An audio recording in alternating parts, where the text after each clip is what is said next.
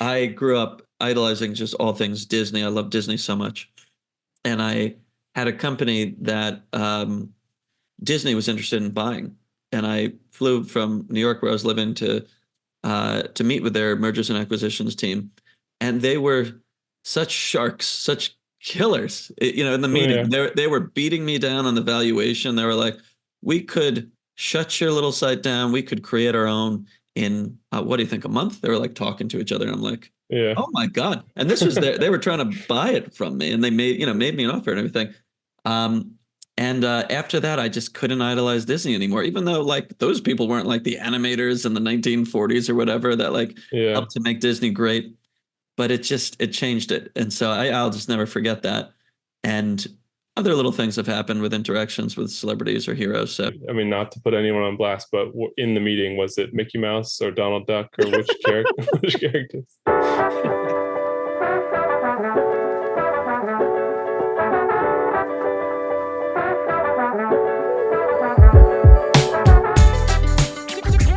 Howdy, I'm Cody. and I'm Evan, Welcome back to Men's Search for Meaning. the podcast where we explore concepts that we can all relate to and walk away with a deeper understanding of ourselves and what we think. All right, so the idea that I had today was around celebrity, which I think is probably a topic that we'll come back to often because in society for a long time, that has been something that has existed. I think I was listening to something on the radio where, I think this is what it was. It was like, someone like Sting, the bassist for the Police, was giving an endorsement of something. And I was kind of like, okay, but what does Sting know about this, But it has this effect that when you hear it, it kind of brings credibility, or it brings something. I'm curious what you think that something is, but it brings something to the discussion that companies are willing to pay for celebrity endorsements because it will help the brand somehow. And it makes sense in a way, but if you really look at it, it's kind of hilarious. And I think the perfect way to demonstrate that was this hilarious Kanye West. I think it was a video. I forget where the interview was. And he's like, Lady Gaga was like the chief creative officer at Polaroid or something like that. And he's like, yeah, so I like Gaga. I like the music, but what the fuck does she know about cameras? Because look at Gaga. She's the creative director of Polaroid. I like some of the Gaga songs. What the fuck does she know about cameras? It's like the perfect way to encapsulate this because again, like what does she know about cameras? The way it's just like such a perfect reflection of this system where they do it because it brings popularity, it brings some sort of notoriety, but at the same time, what does she know about cameras? So that idea just fascinates me because people, without thinking about it, I think by default will give far more credibility than is earned or justified in a situation like that. It's only if you really think about it that you're like, well, why would I listen to Sting's advice on pest control or, something like that? So yeah, what resonates for you on this? I'm sure you've had experiences with this before. Curious if you thought about it in the same way or what you think about in hearing that way of Yeah, looking at it. there's a lot of different directions my mind goes, so I'll have to just pick one. And maybe I'll start by responding more directly, which is to say that I don't think that a celebrity has any credibility to endorse something. Now, Yeah. that does not mean that they wouldn't be good at offering an opinion that is wise. It's possible they are, but it is just Hmm. as random as anyone else in the population. And this is one of like the tenets that I keep close to me in my life. And you've heard me mention it over the years that you've known me, which is that you should only take advice from somebody that has succeeded in the thing that you're looking for advice in. That actually made a big impact when you first told that to me. It's like one of those things where I had thought that in an unconscious way, but hadn't really clarified that idea. And when you said that, I was like, boom, there it is. Like, been waiting to hear that phrase that way because it's so spot on. So yeah, I still Uh, remember that moment when you explained that, and I'm, even the story that it was attached to. But we don't have to go there. yeah, yeah, yeah. Well, that it's just very common that somebody who is vocal with giving advice, especially if it's someone we see a lot and therefore trust, because if you see somebody a lot, you trust them more naturally, generally. It's Mhm. like how advertising works. It's just get enough Mhm. impressions and there's just like a familiarity where you're like, okay, maybe I can be swayed. Yeah. So yeah, if you have the credibility and you're sort of loud and certain sounding, then people may believe what you have to say, but it is always worth questioning after you hear advice. Has this person put themselves in the situation that I want to be in related to the advice they're giving? If they're giving love advice, is this person successful in love in the way that I would like to be? Mhm. And that doesn't even mean that they're going to be right, because they may not be a good teacher. Mhm. They may not be good at communicating their ideas and giving advice or something, but it just Mhm. means that it's more likely. So that's what I think of related to the celebrity is like, well, now I have to figure out if you're someone whose political, let's say it's a political endorsement, whose political musings and the way you think about the role of the political structure in our society comports with the way that I do, and it makes Yeah. sense, and I have something to learn from it. If so, then maybe the endorsement means something. Yeah. Um, yeah. Yeah, I'm so glad that you brought that point up. Once again, yeah, I've said this before and I'll probably say it many times again, but it's really fun for me when I give the introduction in the way that I think about it, and then you bring something in where I'm like, yes, yes, that's I totally feel that way. So I'm glad that's the thing that was, because I I think that what you said underlines how you can avoid being swayed by things that aren't actually meaningful advice for you. Maybe that's the way to say it. If someone is in a terrible relationship and they're trying to tell you how to work with your partner, or do something like that, it's kind of like, I'm not going to listen to you, like Yeah. kind of like, what the fuck does she know about cameras though? Um, but and so that's fantastic. I think that's going to be one of the best takeaways from this, just in terms of how to qualify any and all advice, whether it's advice given specifically to you or advice given to someone else in an interview you're watching that maybe could apply to you or couldn't apply to you. Think about the person, what you know about the person who's giving the advice, and decide, are they in a position you want to be in? Are they having success with whatever they're giving advice on in the way that you personally determine success, not just success, in terms of gaining money or something like that. So I think that's fantastic.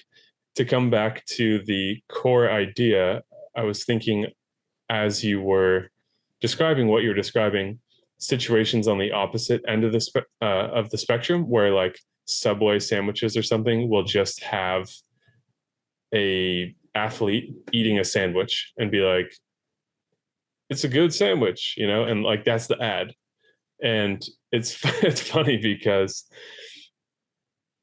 who cares what that person thinks, but it works. And I want to try to unpack from your perspective why you think that works, why someone would just be like, oh, Dwight Howard likes this Italian classic sandwich at Subway, maybe I'll go get one.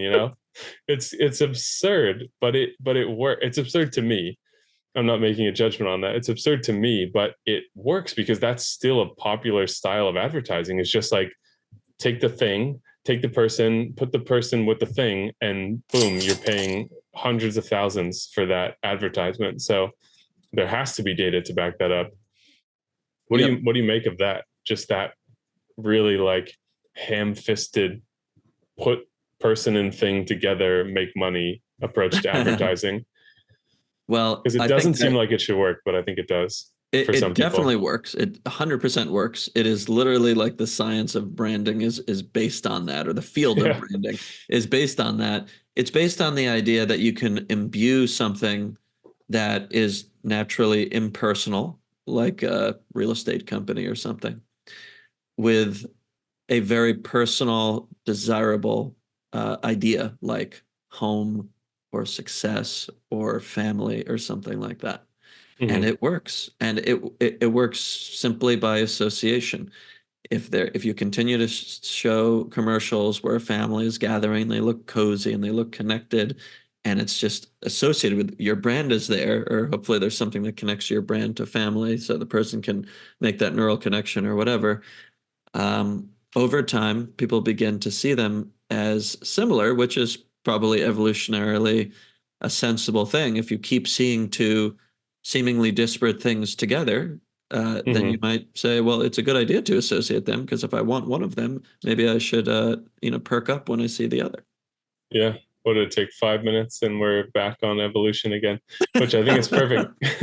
That's not a criticism at all. I think it's spot on. And it reminds me of the conversation that we did about the impact of movies and visual media on us. And we were extrapolating from that, and I want to clarify for people watching that just because something makes sense doesn't mean we can say, oh, that's the evolutionary basis for it. Sometimes you can, but not always. But I think I personally agree and think it's a sound argument what you're saying, that this association is very powerful. And it reminds me of what we talked about in our podcast about movies, where we are focusing on why movies are believable. And it's because our methodology for learning just used to be simple association. You could look out and you see, oh, this moose, when this person walked near it, it attacked that person. I'm going to be more cautious around meese. I don't know what that word is, but I had to go with that. And it makes sense. That's just a fundamental property of learning. So perhaps, we've known for a long time that in marketing and advertising, there's a tremendous amount of human psychology in there, and even things that have been researched to improve the outcomes of marketing or the success of marketing. So we know that it's an area that has taken cues from what we know about how humans fundamentally work to try to leverage those things to make more money. And I think, even though it seems ridiculous to see this person eating the sandwich and be like, oh, I want that sandwich, it kind of checks out with how we approach a lot of things. And I think we still do to some degree, where you just see, I'm trying to think what another example could be. Like, say you see a person sitting at the same table that maybe you're able to walk to your work or something, and there's this person sitting at this table out front of this cafe every day, and you're watching them with their drink, and they're just like, just having such a pleasant seeming morning. It looks like the drink they're having is fantastic.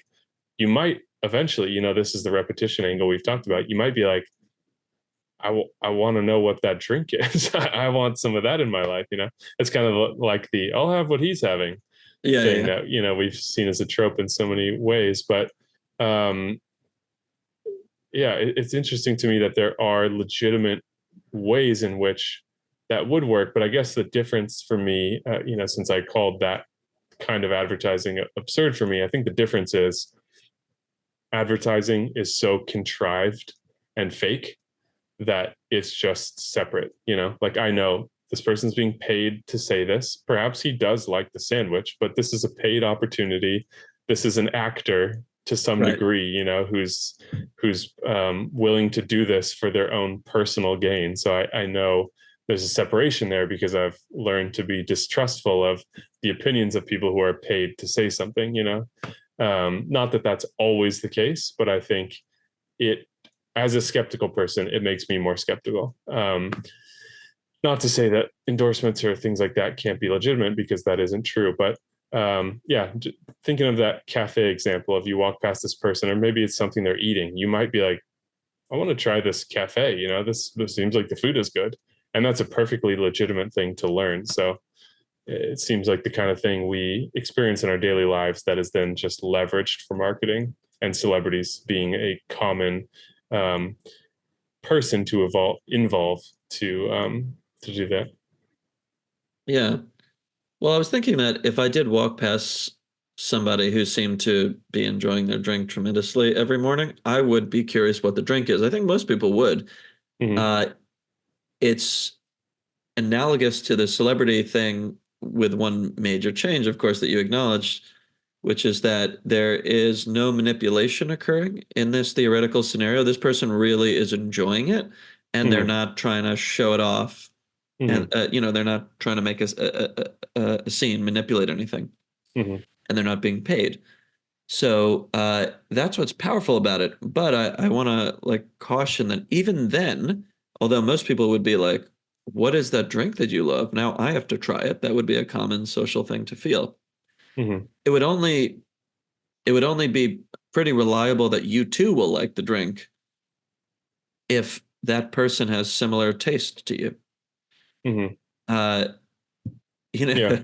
this is making me think about, do you know, like there's some people who have this characteristic where they just command you to do things if they really like it, like especially around books or movies, like this book, oh yeah, buy that, read that, and Or some people with any purchase. Yeah, I got the new Jeep. You got to get yeah, one. It's just the best just car get ever, one. Yeah, Yeah. you won't be sorry. Like you'll thank me later or something. And it's like, you Yeah. want me to watch a movie, you want me to just spend like 2 hours or read a book, which could take me like 15 hours just because you told me to. What if I don't like it afterwards? I can't take that time back. Like I Yeah. need to at least see if you're the type of person that has similar tastes to me.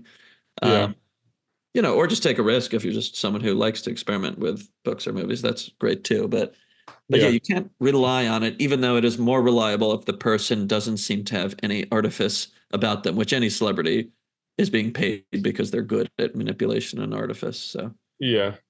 Yeah. That's, you remind me of one of the things that I really appreciate about close friendships, which is having that person having opinions on things that you can rely on, or them getting to know you better and being like, oh, I really think you're going to like this show. And it being true, that's one of the best things yes, ever, is someone suggesting something that knows you well. And you're like, I love this. This is incredible.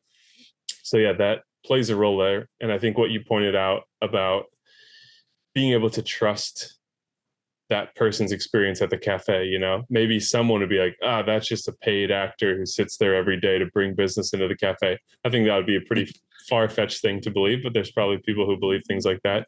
But yeah, that brings in the idea of trust in our experiences. I mean, that's just kind of a fundamental thing, that if something is trustworthy, we believe it more.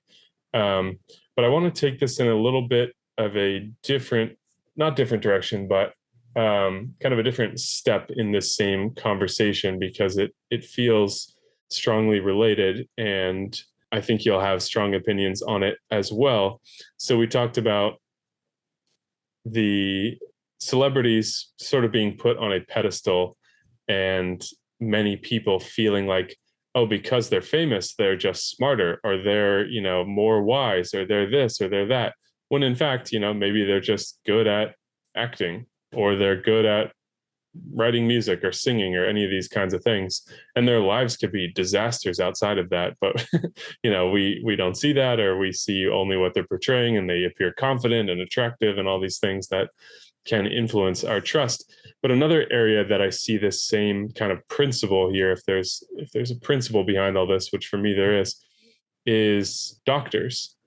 I've had the experience of seeing certain doctors, and we give a lot of weight to that MD, classification, or DO, if they're the different kind of doctor. They're both the same thing for the most part now. But I've thought about it, especially as someone who was going to go to medical school and took the MCAT and did all the applications and everything.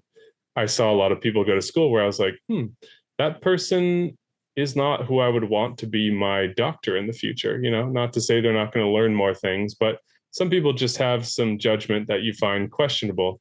And I've had that experience with doctors that I've seen as well, where I'm like, this person doesn't really seem all that adept at understanding what's going on. I don't really trust that they are confident about what they're suggesting here, or, blah, blah, blah. I think a lot of people, with doctors especially, give a tremendous amount of credibility that can be deserved, and maybe in many cases is deserved, but is not always deserved, because I think, like celebrities, people can tend to forget that this is just a person with their own flaws and mistakes and shortcomings and whatnot. They do have a lot of experience, potentially, and they did go to school for this and whatnot, but not all doctors are created equal. I think we've probably all had enough experience to know that. And that's just another area where we can just kind of assume, well, a doctor said it's got to be true, but maybe that distrust is what's given rise to this idea of, well, get a second opinion, and the second opinion to me is an encapsulation of what I'm saying, which is that not every doctor is this credible, super trustworthy person that's that's got a brilliant mind for healing people. They could actually be very poor at their job. So similar to the celebrity thing, where I think we can give too much credit. And again, I don't want to make people just inherently distrustful of doctors or other medical professionals, but it's something that's interesting to discuss, and I'm curious what you think about that. Yeah, I think it applies more broadly to what is actually happening today when people see celebrities endorse things, whatever Hmm. it is. And I think it's that it has less impact than it used to. And that is because of the erosion of trust for authorities that has occurred. I don't know, Hmm. sometime in the last 5 years, 10 years, perhaps. Certainly with the rise of the internet, when you can hear more opinions. And if you want to hear that some entire field is untrustworthy, you can find it. Just search, Hmm. the name of the field plus scam. You'll find plenty of people saying it's a scam, which is, Yeah. an interesting way to test your views about things, to hear an opposing point of view. But you shouldn't think that too many people feel that way just because a small vocal minority does. But yeah, like, it's going back to something I was thinking earlier. One of the branches I could have taken in the beginning of the conversation, which is when I hear a celebrity endorse something, yeah, if I totally agree with the thing they're endorsing, I probably just say, cool, that's great. Hmm. But I think even if I do, maybe I want to go back on that a little bit. I mostly just like the celebrity a little bit less and trust them a little bit less for doing that. Hmm. Um, I kind of enjoy Michael Jordan's view on it. Michael Jordan famously said, "People people want to see me play basketball. They don't want to hear Hmm. my political opinions. And if I say my political opinions, I'm going to piss off 50% of the people." Hmm. Now, many people disagree with that vehemently and say, "No, I want to know what you have to say." In fact, that is certainly the vast majority of celebrities. I think I saw something with Taylor Swift where she's like, at first I thought like, hey, I don't, or her dad, I think, said to her in this documentary that I saw a while back, "You're going to piss off half your audience if you say your political views." And Hmm. she was just like, "Yes, but I have to do what's right." So she basically like brushed aside his entire argument. And if you're going to kind of view the issue through the lens of that, what's right, and maybe she just needs to do what's right for her, then you're not going to agree Yeah. with me on this. But I think her opinions could change about where she falls on politics. I think there's tons of complexities. I Hmm. actually prefer if she didn't talk about her politics. And Michael Jordan's view, you still don't hear the man talk about politics. He's one of the few people that has not taken a stand, and I appreciate that because I would like him less. He's one of my idols. Hmm. If he endorsed politicians, because I don't want him to. I want to keep him in that Hmm. wonderful idealistic realm of the guy that won 6 championships and was my sports idol when I was like 10 years old. That's where I want him. I don't want to think about his view in some nasty political issue. Like Hmm. there's plenty of other people that are, associated with politics that I can, like or dislike Would you there. say So that touches on the idea of like don't meet your heroes? Like you uh don't like people who you idolize for one thing in particular, maybe it's better not to meet them because everyone is more complex. Like he's a much more complex person than just a basketball player, yep. but you idolize him for his prowess at basketball. And perhaps if you knew him more broadly, I'm not saying I know this to be true or anything, but perhaps if you knew him more broadly, that would conflict with your views of him, and maybe you'd be like, I like him a little less. Yeah. Yeah, it totally intersects with that idea, which I think is really true because most people that are famous that we like, we enjoy them in a realm of idealism Hmm. where we're fantasizing, at the movie theater or something. We're just in a story. Hmm. And that's very enjoyable. We all need that. So to then meet the real person, and even just to see them being a real person that has a need for privacy or can sometimes be in a bad mood, better not to. I'm not saying don't ever meet a celebrity or something like that, but I say prepare to be disappointed. I just briefly, I grew up idolizing just all things Disney. I love Disney so much, and I had a company that Disney was interested in buying. and I flew from New York, where I was living, to meet with their mergers and acquisitions team, and they were such sharks, such killers. In the meeting, they were beating me down on the valuation. They were like, "We could shut your little site down. We could create our own in what do you think, a month?" They were like talking to each other, and I'm like, Yeah. "Oh my God!" And this was they were trying to buy it from me, and they made me an offer and everything. And after that, I just couldn't idolize Disney anymore, even though like those people weren't like the animators in the 1940s or whatever that like helped to make Disney great. But it changed it. And so I'll just never forget that. And other little things have happened with interactions with celebrities or heroes. So yes. Which character? I mean, not to put anyone on blast, but in the meeting, was it Mickey Mouse or Donald Duck, or which character? Which characters? It was Donald. He's the real nasty negotiator. I can see it. Yeah. You're like, what the hell are you even saying, man? Yeah, sidetracked myself too much there. Yeah. I think it's true. I found myself wondering about that idea. You were basically proposing this idea that's not novel to your experience, but I think underlines a lot of people's experience, which is wanting to think of certain people in a diminished capacity. Maybe that's not the best word for it, but it's like we want to see just a small part of who they are, and it's something unique to the celebrity thing. And I was trying to think, does it seem like that could come from earlier parts of our lives? The only thing I could think of was how adults, like when we're younger and we just think, oh my God, adults, they know how to do everything. They're not afraid of anything. They just have it all figured out. And then you're an adult and you're like, huh, this is different than I expected it to be, And I saw a funny meme the other day that was like, are you ever in a situation where you're like, wow, I really need an adult? And then you're like, oh, I am an adult.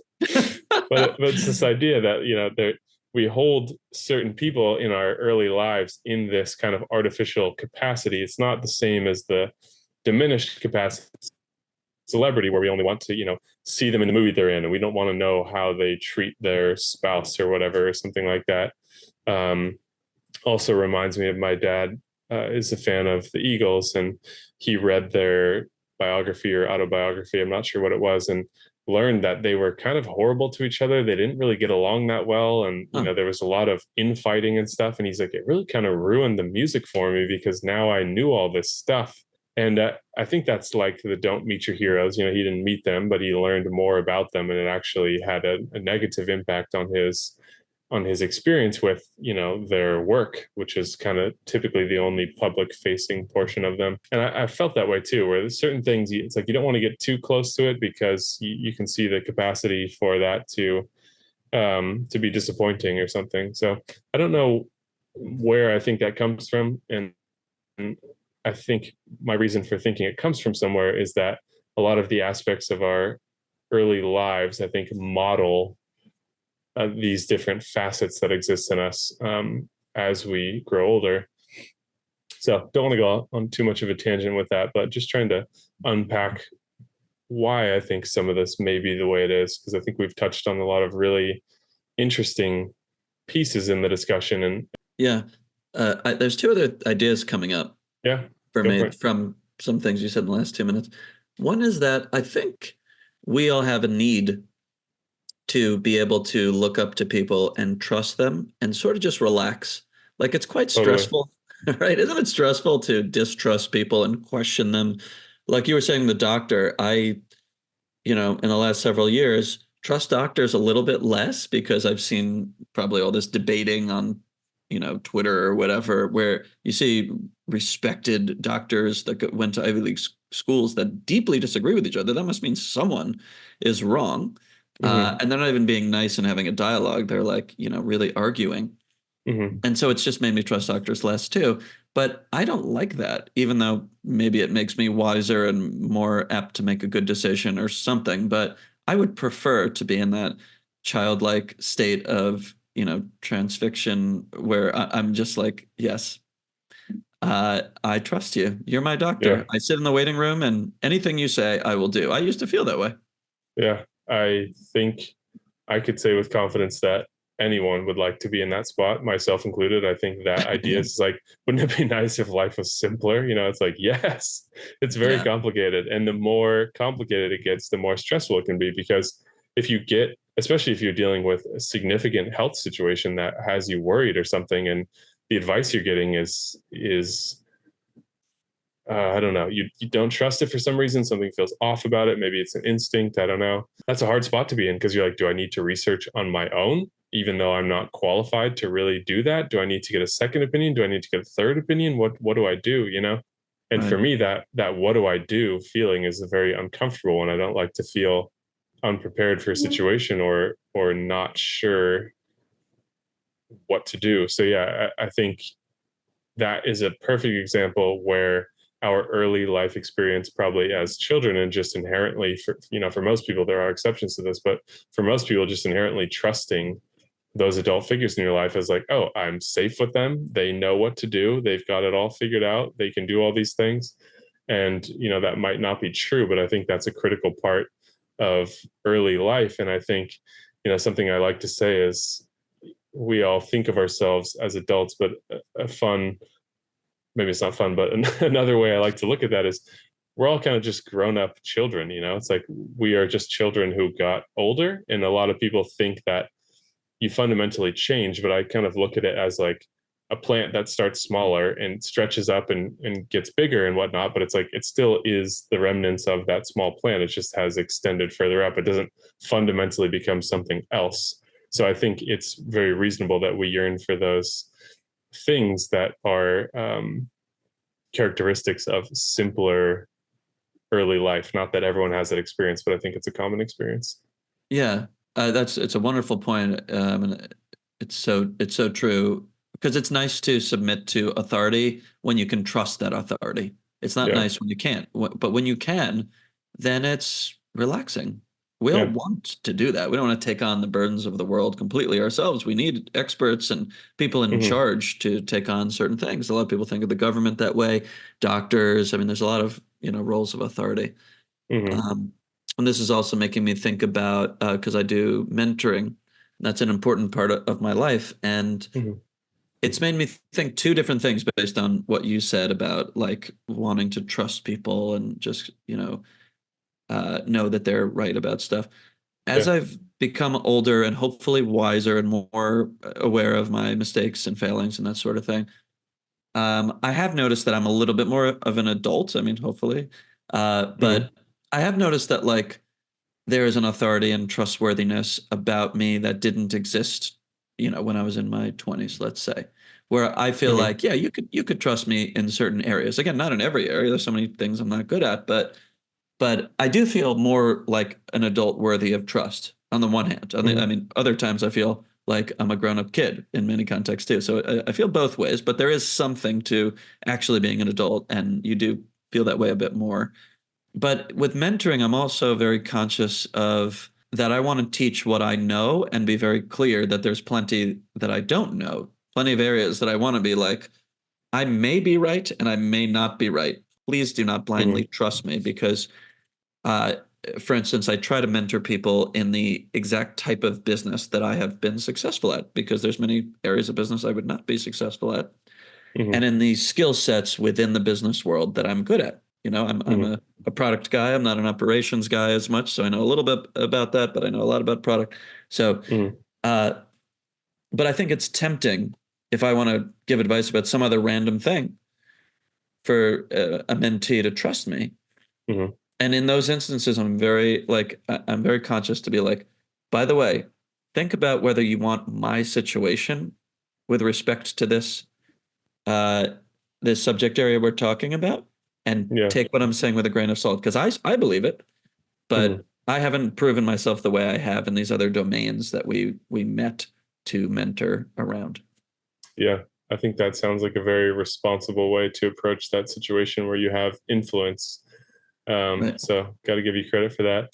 And just to clarify the other comment, I in terms of us being grown up kids, not I don't say that in a way to bring people down to a position of feeling childlike or childish or any of those things that Right. sometimes when the older you get, the more you have a negative association with qualities of younger people because it feels like it's taking something away. And that's not what I mean. Just a twist on this idea that we think it's like we're a child and then boom, we're an adult, and they're two fundamentally different things. And I just think it's interesting to be like, oh, it's all part of the same spectrum. And so, yeah, we definitely gain lots of new skills and abilities and do fundamentally change in many ways. But it's just interesting to see that we are still that smaller person, just, a bigger version of them. But what can come with that is a lot of change. So I don't mean to discredit any of those kinds of things, because I think that's, an important part of developing well, is to learn and, bring in new tools and find new ways to do things and really bolster your abilities. So just wanted to clarify that. And then one thing that I wanted to include in this conversation that I didn't think of until you were talking about mentorship, and that specifically when you're being asked for advice in areas where you might be tempted to give an answer, but they're areas you're less knowledgeable about, I wanted to call attention to your approach, because I think that's a very responsible way to go about it, which is like, I would love to give you a solid answer on that, but I don't really know. And I think many people don't do that. I think many people like to feel like they can just say something. And I think that's something I associate with some doctors.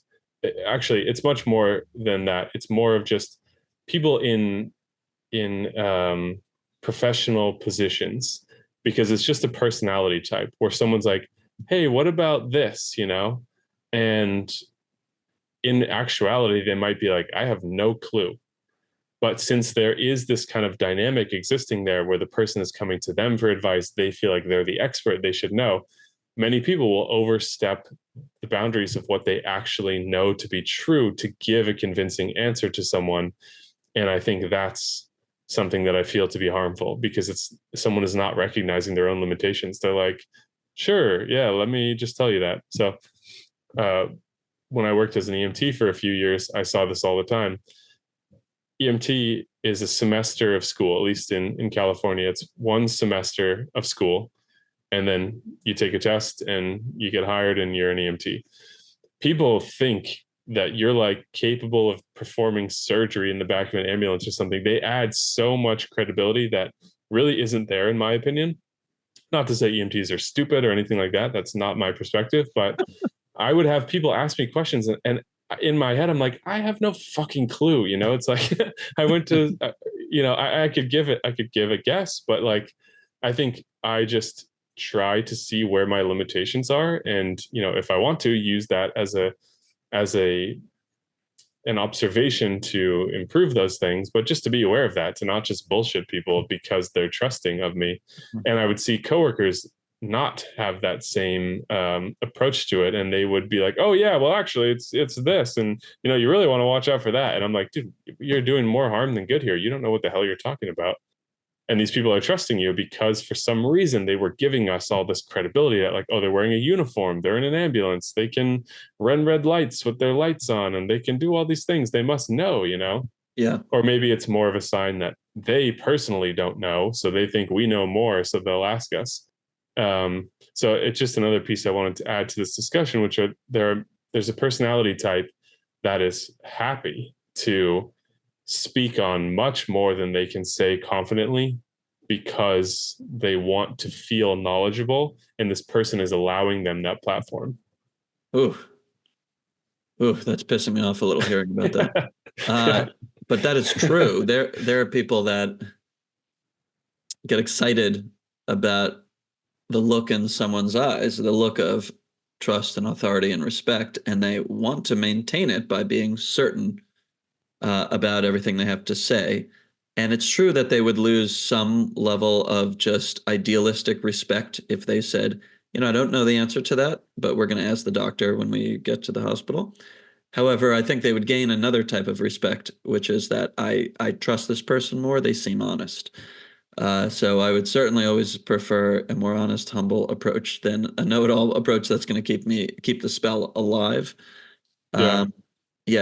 It's reminding me of, people that, because they went through a lot in their job, make sure that if they have power over you, you have to go through a lot too, that are like, well, I went through this, so you do too, even if it's not necessarily that kind of just power tripping idea. but Yeah.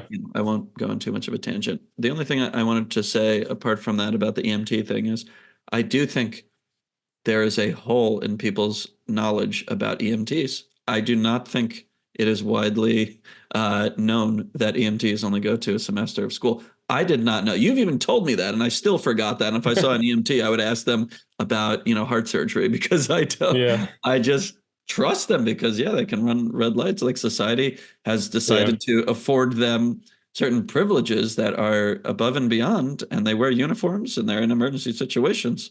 What am They I to handle think? stuff when other people wouldn't know what to do. So you think, oh, they just know. Yeah, there's this funny misunderstanding too between the difference between an EMT and a paramedic. A lot of people will just, as an EMT, will call you a medic, medic being short for paramedic. Paramedic is much more involved. It's kind of like, not exactly the right way to say it, but you could look at it as a bridge between EMTs and nurses, where there's kind of like if EMT is a size small and a nurse is a size large, then maybe a paramedic's a medium, kind of in between there. But even people, mix up what those differences are. Yeah. So that I don't, I hope the effect of this is not to make people distrustful of EMTs because they can only operate in a certain role. And for the role they're operating in, I'm sure the vast majority of them are more than capable of handling that. It's just funny how people don't really know what those boundaries are and will project a lot more onto them than is really there.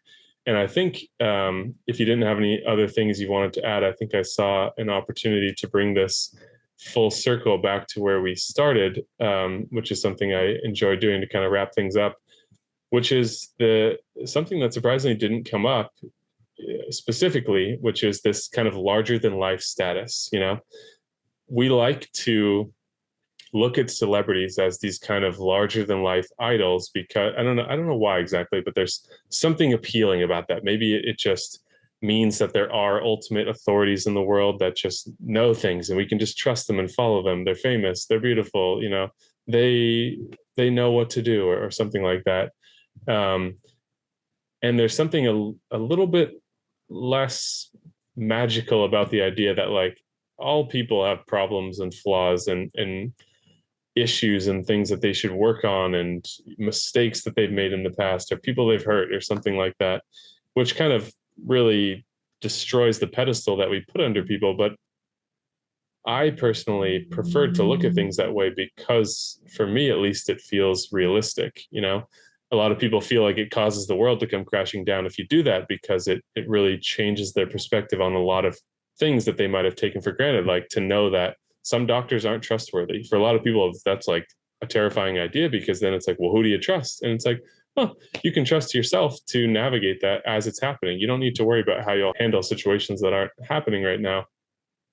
But yeah, that's I think cuts to the core of what the celebrity thing is, at least from my perspective, which is that these larger than life people exist that just they know things, they're smarter, they have it figured out, they're rich, they're all these things. And I think what's a more realistic way of looking at things is they're just people.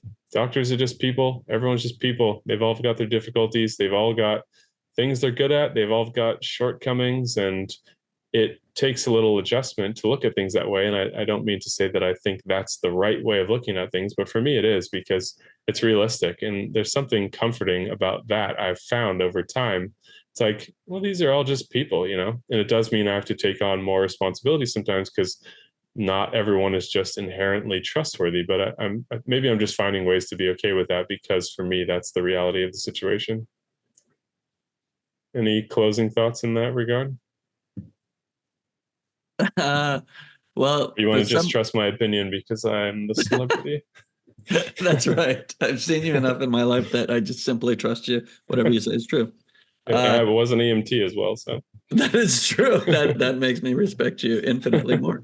For some reason, I just have mixed in my head the Polaroid thing, the Kanye quote, celebrity endorsement, and I was just thinking to myself, if I needed advice about singing, Mariah Carey would be a good person to ask. I don't know if she's a good teacher about singing, but I know she's very good singing. If I needed to know, if I had a medical issue, I don't think I would trust Mariah Carey to give me medical advice. And you want to go to Kanye. And just as related to Mariah Carey is just as related to medicine as she is to politics. Politics is as complicated as medicine in some ways, like how to govern the government's relationship with people. Totally. It's a complicated way. So why is it that we wouldn't trust Mariah Carey to give us advice on like, like a surgery that we need to have, but we would trust her advice on Political candidates. Political candidates. Yeah. I think it's equally ridiculous. Yeah. Well, maybe that's a good question for the viewers here. Let us know in the comments. Again, you can respond to anything and everything. As always, we're curious what you think of the format, as we get this stuff going. What do you think about the length? You guys like longer or shorter? But that's a good question too. Why do you think we trust celebrities so much more with regard to the things we've talked about? So yeah, let us know what you think. If you have any ideas for future episodes, we're always open to that as well. Thank you guys so much for watching. If you want to support the channel, click the like button, which does a lot to boost the algorithm. We know how all that stuff goes now, in addition to leaving comments. If you want to see more of our videos, click the subscribe button and the bell icon, which will notify you when we upload more. And yeah, we hope to have more conversations with you in the future. So thanks for watching.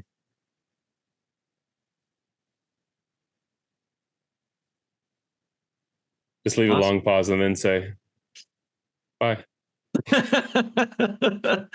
Please keep that in the edit.